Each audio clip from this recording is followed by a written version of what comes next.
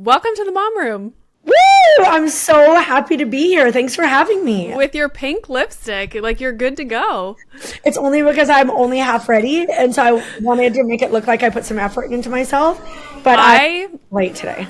my whole debate was like, should I wash my hair? Like my schedule revolves around washing my hair, and I was like, I want to go to the gym though.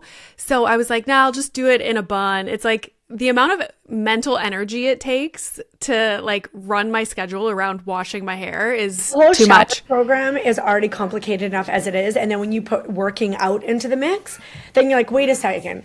I know I need a shower right now. I can smell like I need a shower, but I'm going to work out, so there's no point in having a shower before I work out. Yeah. So all of a sudden, after the gym, oh, you're busy. You're going back to back calls, and by the next day, you're just a cesspool of disgustingness. But yeah. How often do you wash your hair in a week? I pretty much, it depends on what I'm up to. Like, I don't, in my stories yesterday, I was like getting like a rat's nest. Like, it was starting to mat together because I was just home all weekend with Annie and we had nowhere to go. So I'm not going to wash my hair if I'm not going to see anybody. I Yeah. would go weeks without washing my hair. But if I'm going to be like doing a photo shoot or being out in public, or like I start to just feel like an absolute Icky. peace, yeah, then I shower. Yeah. There's no formula over here. Yeah. Sometimes a week, sometimes once a week. What did you guys do this weekend? What did we do this week? We had cousin sleepovers because we have cousins that live like all basically within almost walking distance. Oh, nice. So, and Justin and Leo are out in Europe, and so it's just Annie and I. Oh. And because Justin likes a nice, calm household, I am just a disaster. So when Justin goes away, I'm like, company's coming over, we're staying up late, the house is a disaster. It's amazing. Okay, this was one of my questions for you. Are you the kind of person that has trouble relaxing? Yeah, I don't relax. And I actually, my old boss from Love It or List It, the like owner of Love It or List It, one day basically said like, who hurt you? What's wrong with you? Like, why can't you just have this job? Like, is this job not good enough? Because I always had like other projects and I was always busy doing other things and it was very inconvenient for her. And I never really thought about it until she asked me that. And I was like, holy fuck. I can swear on this, right? Yeah. I was like, holy shit, she's right. Like, is there something wrong with me? Like, I don't sit down. I always have a project and it's been this way my whole life. And I'm actually writing a book right now that I'm not really supposed to talk about, but I feel like it has context here because I've been unpacking my entire life and realized that I think A, I'm just a busybody, but B, I have this need for productivity. And I think it goes back to like my upbringing and my self-worth and like my confidence as a kid and how I need to like create my own worth. And I feel like if I'm not productive, then I'm worthless, which I know is not true, but Is that okay? So I have the exact same problem, and my husband's always like, why can't you just sit down? Like, it's Saturday morning. Why can't we just like sit? But I'm like, okay, what are we doing? What are we doing? also get up off your ass and help me Yeah. clean the house. It's a combination of like whatever is happening between you and I, and also men. It's like, well, I'm not sitting down because take a look around. Yeah. Do you Yeah. ever watch your shit? So I send it to Justin all the time. I'm sure he hates you. But but the other day the kids were like, you yell all the time and Dad's always happy. I'm like, yeah, of course he's always happy. I'd Yeah. be happy too if I was Dad. I Yeah. would be very happy too if I was Dad. But yeah, somebody's got to figure out the time. It's time for bed. We got to make lunches. We have to clean up for dinner. I'm pacing back and forth. Like the house is a mess. We have to order clothes for back to school. It's Sonia's birthday on Tuesday. Have we purchased a gift? Like, you know the drill. Oh, I know. If I think about those things, I'd be fucking happy too. Yesterday, the perfect example, and I was like raging inside, but I was like, maybe this is a me problem, but I'm like organizing and gutting and cleaning out the entire garage. Yep. And I look outside and my husband is like detailing the car. I was like, really? Like, is that really what we need to be doing right now? Like, ugh. But I didn't say anything because I was like, is this a me problem? I feel like because of the nature of your job, though, your husband must be aware of this situation. Like, Oh, yeah. he's not really aware because I can only talk about it behind his back. He's kind of aware, but they always say, well, I work hard too, which is true. They work hard too. It's not about that. Mm-hmm. It's just a different level of a different. It's also like priorities. Like I try and make it make sense where like my husband's priority for some reason, like he enjoys washing the car and like cleaning the inside of the car. Whereas for me, like, but he'll leave stuff all over the counter. And I'm like, right. That irritates me, but he can't handle dishes in the sink. It's like we just have different things that piss us off, you know? Yeah. And that's exactly it. I've just been like, okay, I think for the rest of my life, the empty oat milk container will never go in the recycling. It will always sit on the counter, and I have to just let that go. Like, I just have to let it go because it is going to drive me to a point of rage. And then my kids will say, you're always cranky. So I'm just going to let it go. Okay, one thing that I realized, which I felt like such a loser, I thought you guys were married. And I was reading I think it was a People article, and they were talking about how you're planning a wedding for next year. And I was like, what? Like where? But I came to Instagram late, so I feel like I don't know anything. And I guess it was right around the time where I started to do social media stuff is when you guys had planned a wedding. And then it was COVID and you canceled it. And now you're finally looking to do it next year. The only bride in the world that was excited that COVID canceled my wedding. Yeah. It's just so intimidating. Like a wedding, like I love planning parties, but parties are like a dime a dozen that you could you could do like a Christmas party every year if it doesn't work out. Like a wedding is just one. Pressure. If you're lucky, or maybe if you're not lucky, I don't know. But it's just one, and it's just so much pressure. And I think because of me being on The Bachelor and Bachelorette, and because it's been built up over the years of people being like, oh, your wedding is going to be beautiful, your wedding is going to be beautiful. And then you start planning it and it's so expensive and you're trying to figure out the guest list. And I don't know, I just have had like decision paralysis for 8 years. But Justin is getting very antsy. He really, really wants to get married. And my parents and his parents and now our children are starting to ask. So we're going to do it. It was supposed to actually happen in Italy this October. And it was like a last minute decision. And we had even like the Airbnb booked and everything. And then I kind of had a mentee B because I was like, this is too quick. Like I've waited 8 years and now I'm planning this in a matter of 2 weeks. So I said to everybody, okay, let's do it next year in Italy. And everybody's like, okay, yeah, right on. We're going to do it. I even think I talked to People Magazine about this. And then I was thinking about the finances because I am actually quite thrifty. And I'm like, okay, this is not making any sense. And so I was talking to my finance lady and she's like, the finances aren't what concern me. But if your mom gets sick again, because my mom has bipolar, then your mom won't be able to go. And therefore your dad won't be able to go. And then you will be the saddest bride on the planet. Yeah. So I was like, shit, we can't get married in Italy next year. And then I was at the farm and I was like, this just happens to be one of the most beautiful places in Canada. Why are we not getting married here? So we think we're getting married at the farm next year. We even have a date and wedding planners and everything. Nice. Okay, I wanted you to give us kind of so I'm in this point in my, I guess you could call it a career. I don't know how I ended up here, but this is what I do now. And love it. How cool is it? Isn't it weird? I have followed your career and I've loved you since like the get-go. When I first started, I would watch your stuff and just be knee slapping, howling. I'm like, she is so fucking right. Like in quarantine. And you actually, I should thank you because the anxiety and resentment that I had, I could not put words to it. And it's not that my husband or Justin understands now that I put words to it, but I can understand. And so I know how to better deal with the situation. Like I didn't understand what the invisible load was until you started telling me about it. And so I feel like for many couples, following you has been great, maybe some not great because the other partner has to be willing to understand and listen to this. But for me, it's been like, that's exactly it. It's the invisible load.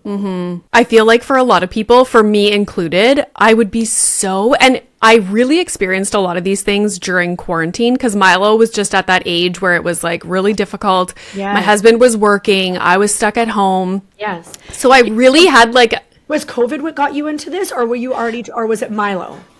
no, I finished my PhD 3 days before COVID or quarantine started. So in my mind, I was like, oh, I'm going to work like at a big research center downtown Toronto, like be a professor, something like that.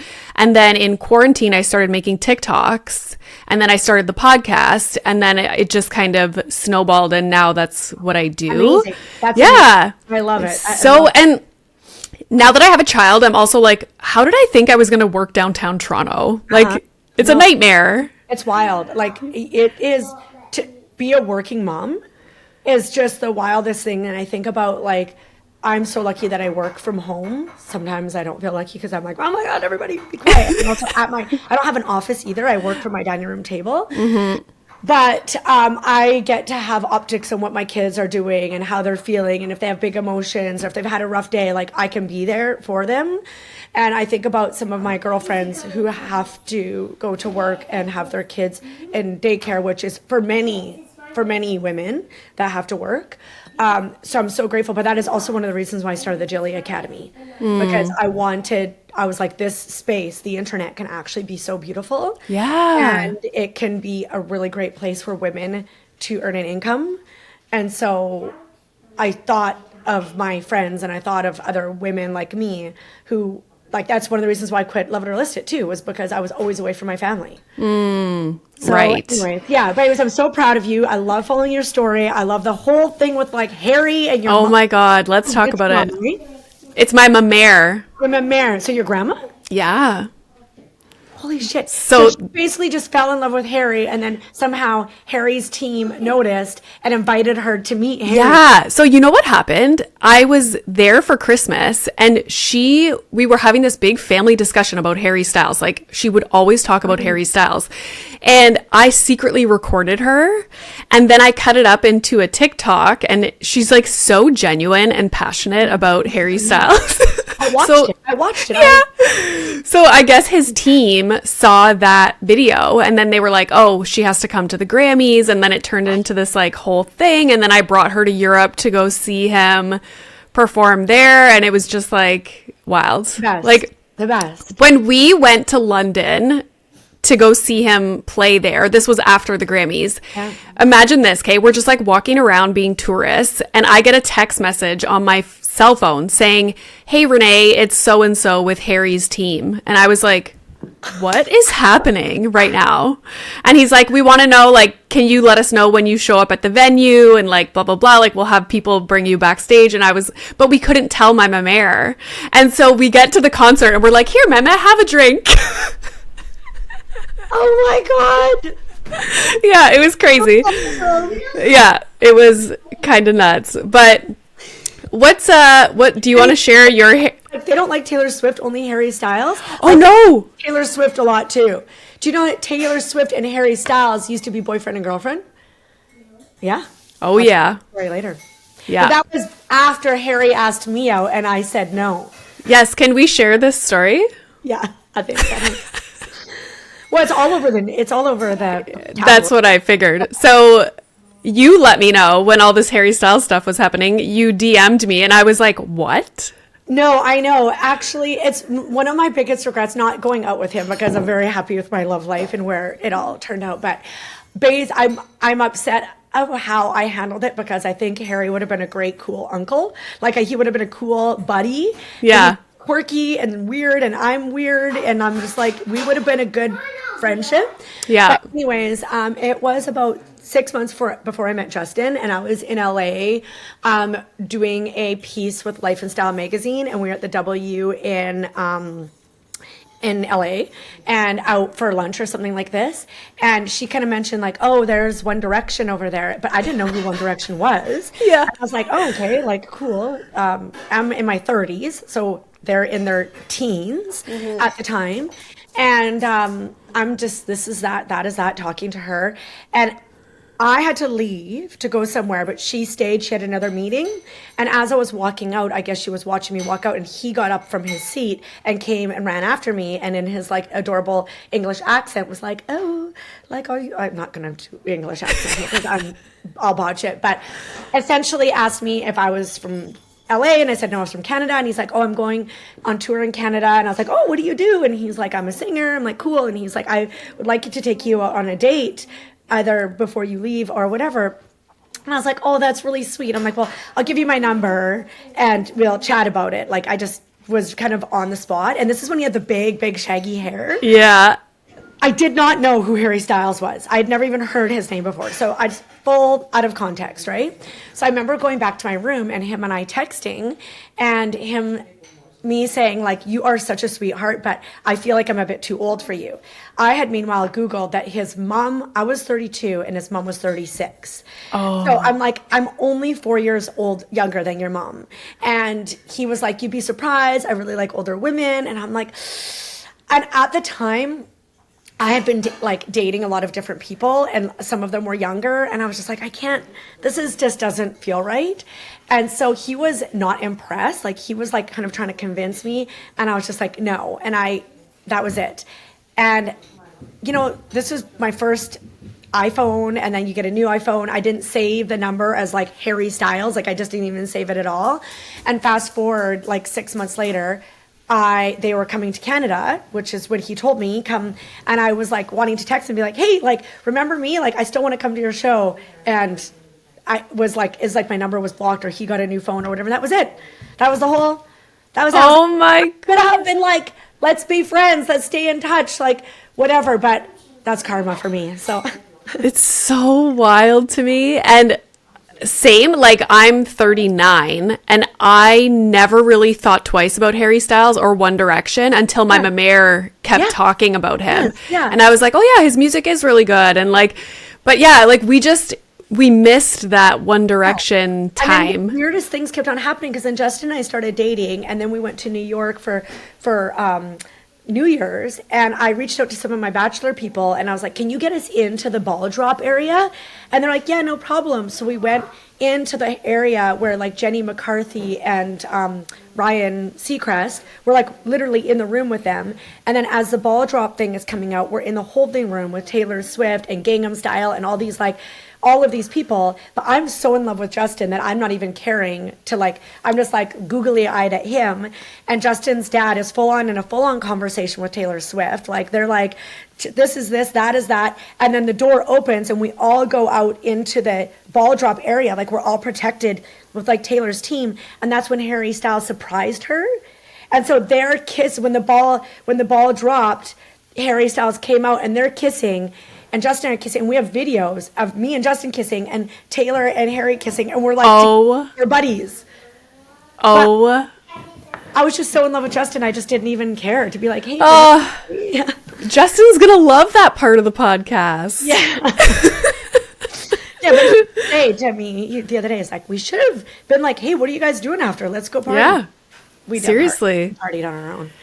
So, speaking of work-life balance and being a busybody, I know that you have been working on kind of slowing down and taking time for yourself and making your health a priority, because I see you working out often now. Yes, yeah, I have my period this week, so I've just been eating spaghetti and sloughing around. I'm going to get back at it next week. So because as I said, I'll be 40 next year, and in the last few years, I have noticed the most insane changes in like my period, in being irritable the week before my period, like losing muscle mass, not being able to sleep.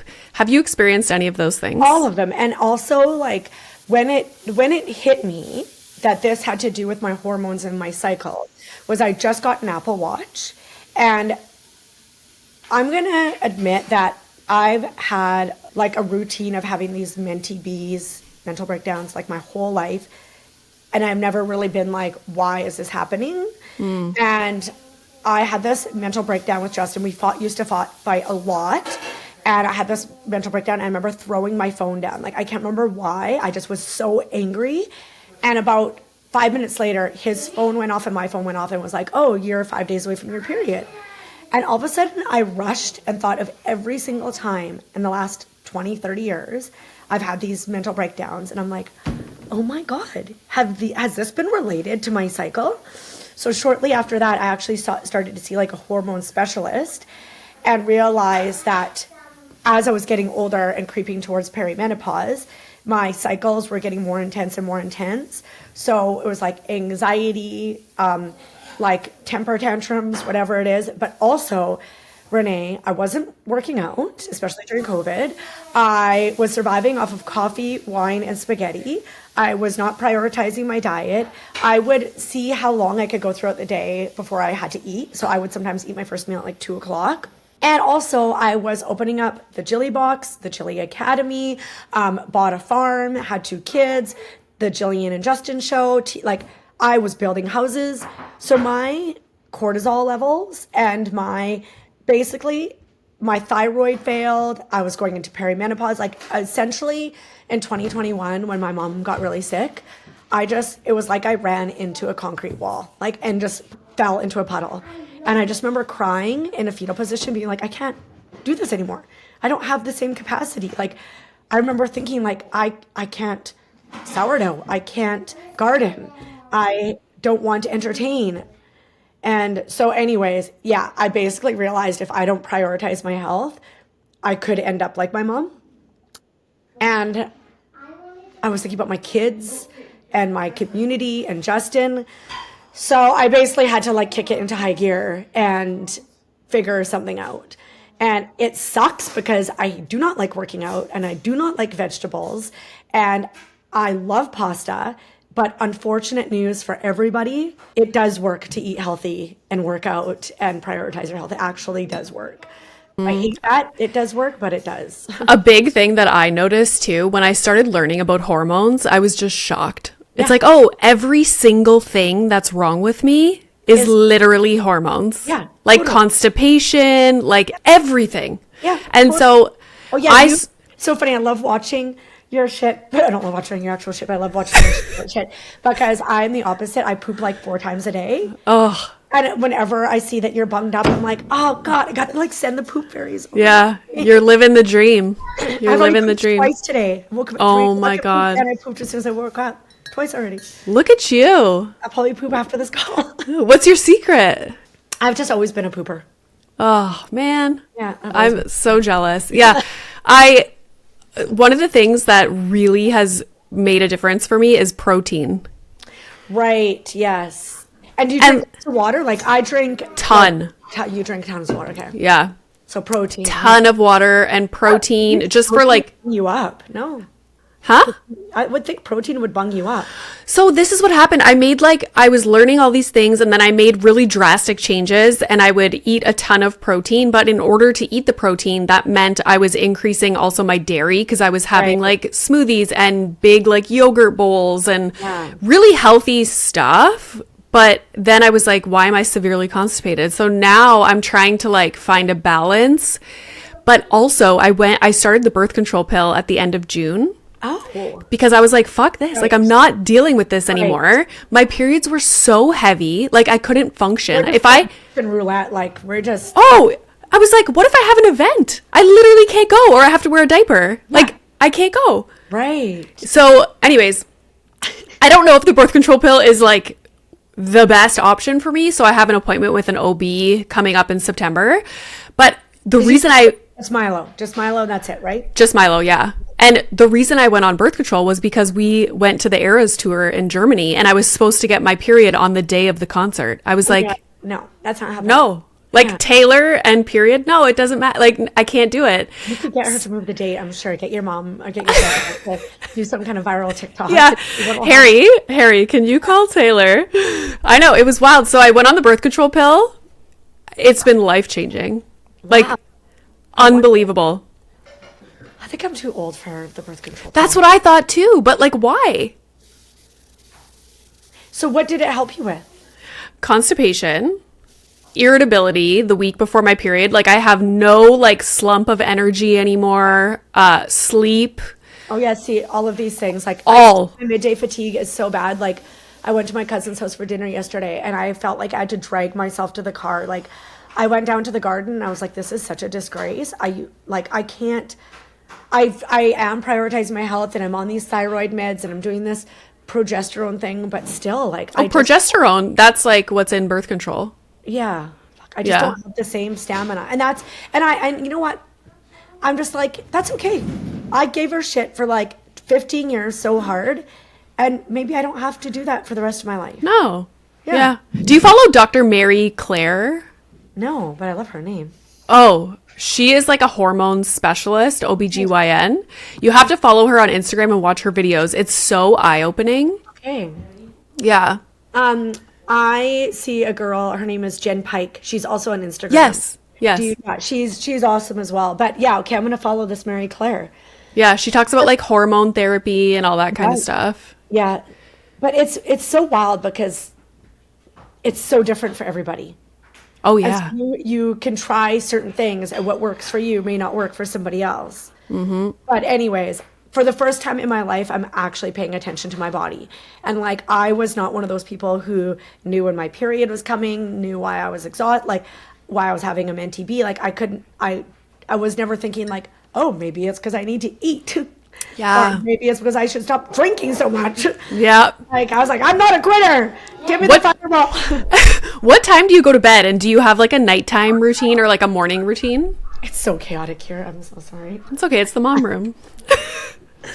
Our house is like a revolving door. So I used to be a night owl until became a mom.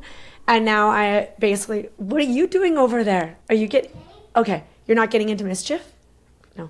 Now I basically fall asleep with the kids. So I start thinking about sleep after dinner. And I start thinking, how can I get my whole family to bed? Like, I get actual anxiety because our family, basically after dinner, it's like they turn into like a whole new species. Like, they're wild. Energy, so much energy. I've tried to like dim the lights, put on the Sage Wellness. I have tried to give everybody magnesium, put like the music. I've tried everything. And our family just goes absolutely bonkers berserk at basically 7:00. And I get so irritable because I'm thinking my kids are tiny. They need sleep. I want them to be successful, like in school. I want them to be rested. I need my rest. I need to go to sleep. And then the more energy they get, the angrier I get. So nighttime is not my favorite. I mean, I want to just go to bed. Yeah. I just want to go to sleep. Sometimes Justin will be like, go to bed. I will put the kids to sleep. Like, you cannot put these children to sleep. You are so anxious. And then I go to sleep and then I lie there and feel guilty that I can't put my own damn kids to sleep because I'm so anxious. Yep. So that is relatable. Yeah. And then when I don't have kids and I don't have anybody in the house and I have the night to myself, I stay awake till like midnight. What do you do? How do you spend your time? I scroll Instagram. Yeah. It's terrible. So are you more of like a scroll Instagram or scroll TikTok? No, I actually deleted TikTok. Oh, wow. Yeah, I don't have TikTok. I don't know why. Just for a while, I was getting all the stuff that was like, you know, these like setup scenarios. Oh, okay. And like the fake stuff. And I'm just like, my brain deserves better than this. So I deleted TikTok. And actually, in 2022, I had this plan that I was actually going to delete Instagram too. And I was just going to send videos to my team and just have them post whatever they wanted. And I still actually fantasize about that. I think what's best for me and everybody is for us to not have social media at all. I truly do, but it is my job and I actually kind of like it, but I kind of hate it at the same time. And so, and I'm addicted. Did you read the book, The Anxious Generation from Jonathan Haidt? I can't read a book because I keep on thinking about Instagram. Damn. I'm sorry. I tried, and I'm like, this is not as interesting as my Instagram feed. That's another person you should follow because he's all about like kids not having cell phones. What's your plan? Because Leo's 8? What is your plan for that? The cell phones. The other day, it's so funny. I'm not hardcore. Like I could never stick to my guns with anything. Which hopefully will benefit my kids and not traumatize them. But I hope I can keep my kids off of phones and Instagram as much as possible. But the other day I was thinking about our trip to Europe and how I wish that our kids had phones so they could create memories, Yeah. and videos and whatnot. And there's no good, like, remember iPods? Yeah. Like, I was like, I wish there was something small that they could put in their fanny pack that they could take pictures, take videos, listen to music, and then if we're out for dinner, play the odd game or two if they're getting crazy. Like, I know ideally kids shouldn't be on social media, but a 2-hour dinner, like, they need something. Games are fun. And I Yeah. don't want to bring a big iPad with me throughout Europe. And so then I was like thinking I was going to buy them an iPod, and then I realized they don't make iPods anymore. And then Justin was like, it's a phone. You just get them a phone. I'm like, oh.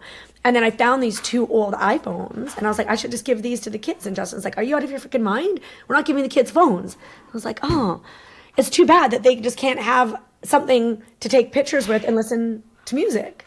Yeah, because like a digital camera doesn't have music. And they're big. And they're Yeah. good. I did find this, but I don't know how much storage it would have, because they do make like little phones that look like iPhones for I saw kids. it. Yeah. Yeah. You're like, is this toxic? So I don't know what I'm going to do. Yeah. I don't know. It's going to be up to Justin. Justin is the better parent. He is. My parents let me run free. They rarely said no. They let me make mistakes. They let me watch horror movies. I keep on asking Justin why Leo can't go to Deadpool. And he's like, I had this thought too. I'm like Googling, like, is Deadpool okay for kids? if Justin was deceased, my kids would have gone to Deadpool. They didn't. Yeah. That's so funny. Yeah, it'll be up to Justin, and that's fine. I love that. I feel in other ways. if we're ever like out there, my husband's from Vancouver. I feel like Annie and Milo, they're the same age. Like, they would be so cute together. You're in Toronto. Next time we come to Toronto, let's do a play date. Yes, no, 100%. Okay, before I let you go, I have rapid fire questions. That's it. Oh my God. It's Yeah. You got to go, Jill. You have a photo shoot. Hi, Annie. Hi. Oh, I wish Milo was here. He's at camp. And his name is Milo. And we're babysitting on Milo right now, but he has 4 legs. Oh. Yeah. Milo's the best name. But Milo pooped in our bed the other day. Oh, no. It happens. Oh, no. Did you help clean it up, Annie? No. No, I wouldn't either. Say yucky. Okay, rapid fire questions. Yeah. All right. You can't leave the house without. My phone. Yeah. And my Okay. hot pink lipstick. If you could have dinner with anybody, living or somebody who has passed away, who would it be? My grandma. Oh, I love that. I want to say Taylor Swift for her, but I'm sorry, it would be Grandma Marge. I'll give you 2 dinners, so Okay, you could do perfect. both. Thank you. Yeah. AJ and Marge. You have to be on a reality TV show. Which one is it? Okay, say that again. You have to be on any reality TV show. Which one is it? It's funny, I don't really watch TV anymore. What would be my choices? I mean, I loved The Bachelor. I loved it. You could be like the host, maybe? No, I want to be the Bachelorette again. Oh, you do want to be the Bachelorette. Okay. We're in an ideal scenario. Hypothetical. I just want to start. I just want to do it again, but I'm single. Okay. Got it. Childhood crush. Childhood crush. Matt Damon, I think. Or Really? Corey Haim. Corey Haim. Okay. Your least favorite thing to do as a workout? Like, what do you hate doing? Working out. Just period. But what do you prefer? Like weights, cardio? Like, do you hate one thing? I love yoga. I actually hate Push-ups. Yeah, push-ups. That's a good one. Push-ups. The workout that I I do do. not like push-ups. No, Me either. the workout I do with my trainer, I hate, but afterwards I feel so good. Oh, nice. It's like strength training, right? Like like when you're working out so hard, you feel like you're gonna pass out and you want to swear. Yeah, your nervous system is like shutting down. Yeah. I know, but then you're like, I just did that. Yeah, I just did that. Yeah. Yeah. Okay, last one. You go to the movies. What snacks? People who hike? You don't like I that? don't like hiking. No. Oh. Nah. No, but it was so cute in her or was it her kindergarten thing or Leo's kindergarten thing? Said something like, "My mom loves to hike" or something, and I'm like, Milo, it was like, what's your mom's? Well, Leo wants to hike. It was like, what's your mom's favorite food? And Milo put Caesar salad. I'm like, I don't think I've ever ordered or eaten a Caesar salad in my life, but okay. I'm playing the game right now. Okay, Annie, this is a question for you. Okay. If you went to the movie theater, what's your favorite snack to have there? Pop. Pop A pop? Pop. Oh, Pop okay. and popcorn and candy. Yeah. Okay. Oh, okay. All of them. What would mine be? Popcorn, lots of butter and salt. Yeah. Yeah. Got it. I'm a salty girl, not sweet. Well, this was a lovely conversation. Thank you so much for coming on. Can I have some coffee? You can have a sip of Mom's. I feel like we didn't even scratch the surface of all the things that I wanted to ask you, but I wanted to talk a little bit about mom guilt. So maybe I'll ask you that because as you said, like it's a blessing. Like we work from home. I'm always home and my husband works at the hospital, obviously. And Milo's always like, what are you doing? And I'm like, I'm actually working. He's like, no, you're not. I'm like, yeah, I work at home. It's hard for him to understand. But now that I get invited to a lot of events and things, like coming up, I got invited to the TIFF, the Toronto Film Festival thing. Yeah. But it's on the day that his school barbecue, like the back to school barbecue is. And I'm like, fuck. And like, I can't pass up going to TIFF and like interviewing people. And I don't think kids remember anything before 7. I know, but like now I'm like, and then I was like, oh, I'll make cupcakes for his birthday because his birthday is the next day. And my husband's like, oh yeah, like when you're downtown Toronto at the festival, like you can't make the cupcakes. We'll just hire someone to make the cupcakes. And I'm like, like I feel like these things now are starting to come up where like I'm missing something that I was looking forward to. And so how do you balance all of that? Because obviously you travel a lot, you have lots of events and like, also, what's your mindset for that? You also work from home. You know what? I think it's less about how much I'm working because I've actually have some pretty good boundaries, and I think it's less about that. I think it's more about my emotional and mental availability for my kids that I feel mom guilt about. The other day, hopefully I don't start crying, but I was trying to pack for this trip to Europe, and because I think it's actually so messed up, but I'm just going to be honest. I don't enjoy playing with my kids. Oh, it's terrible. Because I don't see the immediate result of it. So like things like cleaning, packing for a trip, sending an email, creating an Instagram story, I see the immediate effects of it. Where playing with children is like, when is this going to be over? Like, yeah. Well, also remember, like we're adults. I know. It's not enjoyable it's enjoyable to see them be happy, but the actual act of doing it is mind numbing. I know, but it's like, so I'm packing for the trip and Annie and I have these 10 days together without Justin and Leo. And I'm like, I'm so looking forward to like bonding with her because she likes Justin more than me. I can say that. She knows that. Maybe you like us equal after this 10 days. Anyways, I'm like trying to spend more time with her, but I'm packing and she wants to go into all of my stuff and take out what she wants for the trip. And I'm like, no, I actually need to focus right now. I need to think about what I need. And I'm like, mommy just needs some time. And she's like, okay. She's like, can I just play store? And so I'm like, okay, maybe if I take some stuff out of this stuff and put it over here, then I could keep her busy for a bit. And then she goes, this is kind of cool. You're kind of playing with me, right? And I'm like, oh, I could just take 5 minutes out of this situation and just play store with her. And she was so hopeful that perhaps I was playing with her. When I was like, start crying, I was like, I feel like such a piece of shit. That like, I was prioritizing something I could do anytime this week over this special moment that she was creating for us. And so that is something that I'm like trying to figure out as I'm writing this book.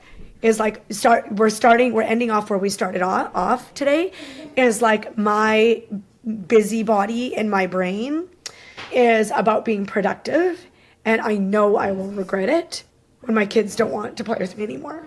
I know I'm going to be like, shit, I could have just stopped. And I'm with my kids all the time. We spend a lot of time. We have great relationships with our kids. I think I'm a good mom in terms of like being with them and planning parties and having great experiences, but that one-on-one connection with them, and not just with them, Justin, any human. I just always have to be doing something in order to make myself feel like productive. So it's just the guilt. It's not just mom guilt. It's overall like human relationship connection guilt. But I'm working on that. And it's interesting because what you do for work is so social.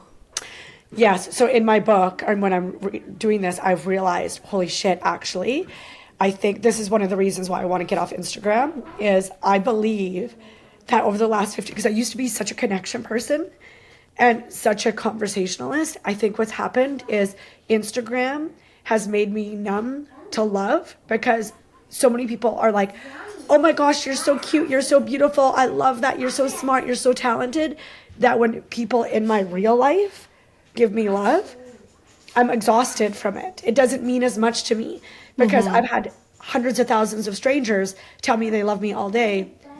Now I have a family member tell me I'm great, and I'm like, oh, that just doesn't feel good anymore. It feels fake, which is so messed up. I don't know if that's true. I don't know. I'd love to like get into my brain and like I need to actually go to therapy. But I think that Instagram and being on social media has taken away my love and zest for life because I get so much satisfaction and dopamine from this that it's not enough in my real life, which is so messed up.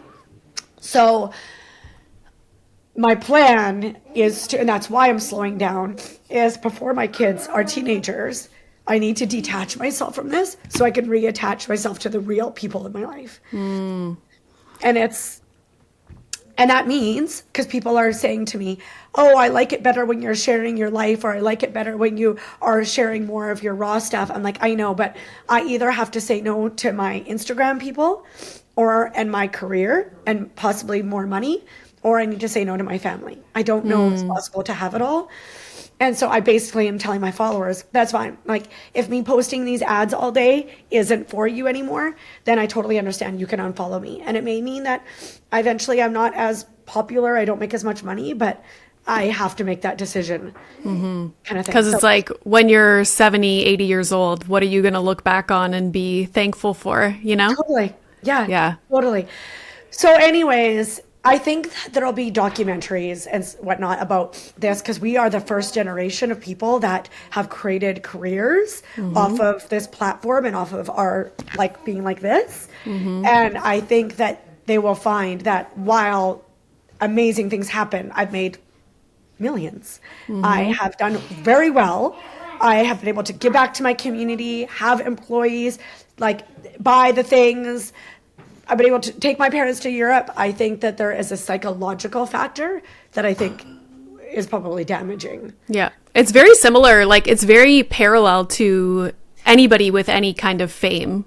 Right. You know, you have people in that don't really know you that are creating these relationships with you, saying you're the best, and then your actual life starts to feel different. Totally. It is. It's so bizarre. It is so bizarre. And that's probably why there's so many issues with people who are like mega famous and then drugs and alcohol and all this kinds of things because you're seeking you're seeking a different level of dopamine that you can't get anymore. Yeah. Oh, so true. Yeah. So anyways, I'm glad you asked me that question because I think it kind of ends us off where we started. Yeah. But I'm grateful for it, and I'm grateful that I can acknowledge it, and we'll just kind of see what happens. Yeah. Well, we will stay tuned, and whatever you decide, you got to decide what's best for you, right? Totally. Yeah. Don't worry about anybody else. Yeah. Totally. All right. Well, this was amazing. I know you have to go. I feel like I could chat with you all day. Yes. And thank you to your listeners and your sponsors and all that good stuff.